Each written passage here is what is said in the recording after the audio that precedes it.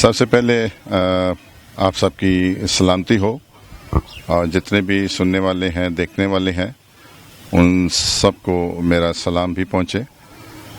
میں آج آپ کے ساتھ 11 اگست کے حوالے سے بات کرنا چاہتا ہوں کہ 11 اگست 1947 میں جب قائد اعظم محمد علی جناح صاحب نے ایک اسمبلی کانسٹیٹیوٹ کی اور ان سے انہوں نے کہا You are free to go to the temples, you are free to go to your mosque or any other place of worship in state of Pakistan. اور اس کا انعقاد ملک پاکستان میں 11 اگست 2009 کو ہوا اور اس کو ہمارے مرحوم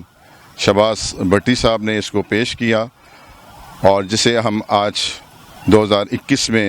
اپنے ملک پاکستان میں نہایت ہی خوش اسلوبی کے ساتھ اسے مناتے ہیں۔ 11 اگست کا مقصد بھی تمام قوم میں بھائی چارے کا درس دینا ہے اور ایک امن کا پیغام ہے، یکجہتی کا پیغام ہے، بھائی چارے کا پیغام ہے اور ملک کی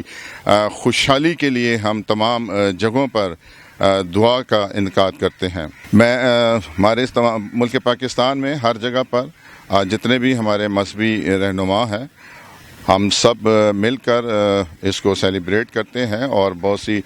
جگہوں پہ سیمینارز منعقد کیے جاتے ہیں اور ملک کی بقا اور خوشحالی کے لیے دعائیں بھی کی جاتی ہیں۔ اور ہمارا مقصد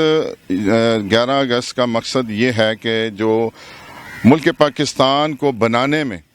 جو مسیحی اقلیتوں نے جو کردار ادا کیا ان کے کردار کو ان کو یاد رکھا جائے، ان کی قربانیوں کو یاد رکھا جائے، ان کی سروسز کو یاد رکھا جائے تاکہ اس ملک میں رہنے والی جو منورٹیز ہیں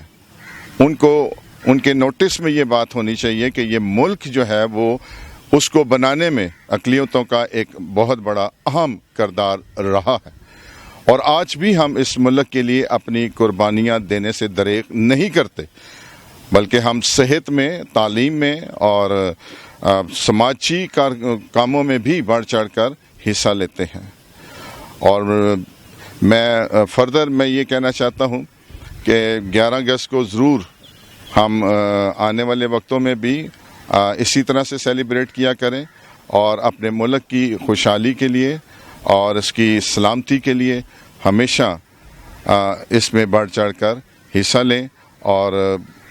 اس کی ترقی میں اہم کردار ادا کیا کریں۔ وائس آف کینیڈا کے بھی ہم شکر گزار ہیں